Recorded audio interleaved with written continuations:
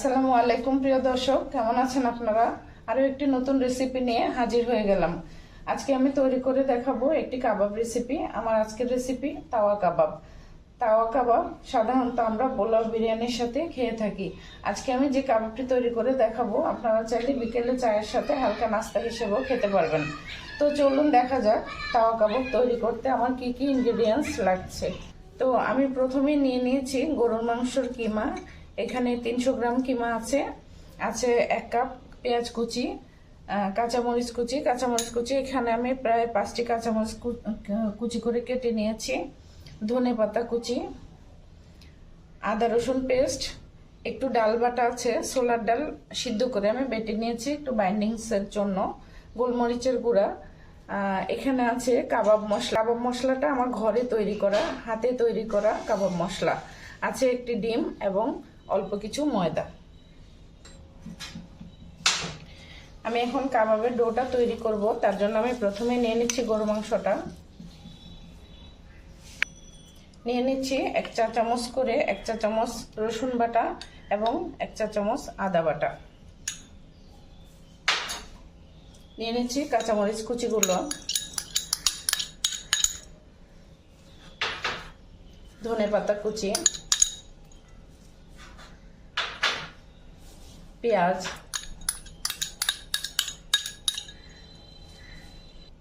এখানে 2 টেবিল চামচ ময়দা আছে, আমি পুরোটাই দিয়ে দিচ্ছি।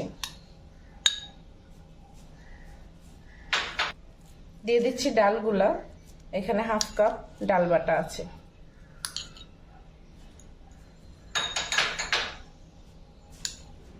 দুই চা চামচ গোলমরিচের গুঁড়া,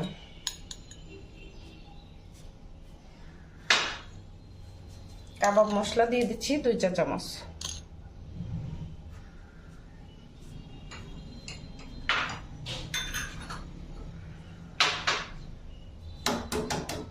দিয়ে দিচ্ছি একটি ডিম। আমি একটি বড় ডিম নিয়েছি।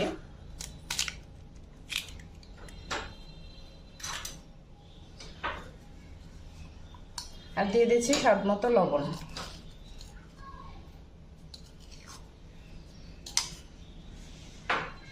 ভিউয়ার্স, আমি এখন সবগুলো ইনগ্রেডিয়েন্টস একসাথে হাত দিয়ে মেখে নেব।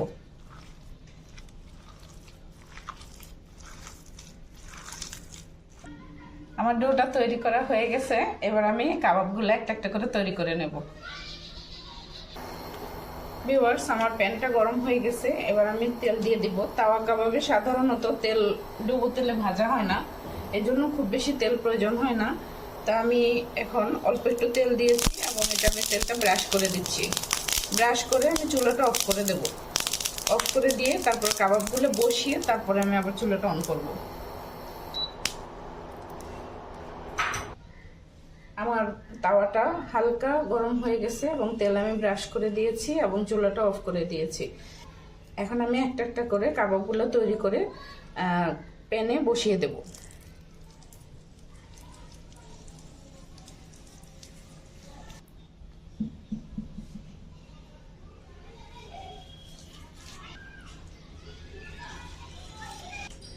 আমার কাবাবগুলো সবগুলো তৈরি হয়ে গেছে। আমি তাওয়ার মধ্যে সুন্দর করে বসিয়ে দিয়েছি। এবার আমি সাইড থেকে অল্প করে তেল দিয়ে দিব, খুব বেশি তেল দিব না।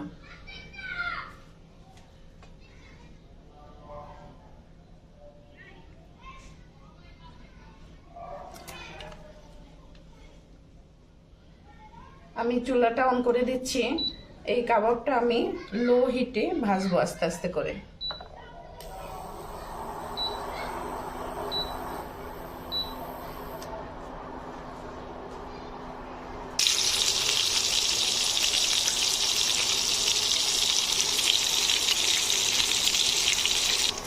আমার কাবাবগুলো এক পাশ হয়ে গেছে। এবার আমি একটু উল্টে দিচ্ছি।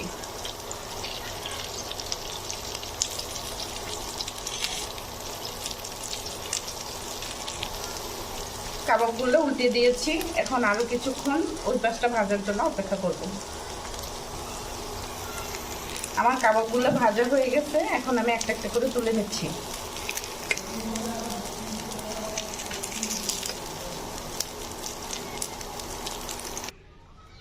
তৈরি হয়ে গেল আমার আজকের মজাদার রেসিপি তাওয়া কাবাব।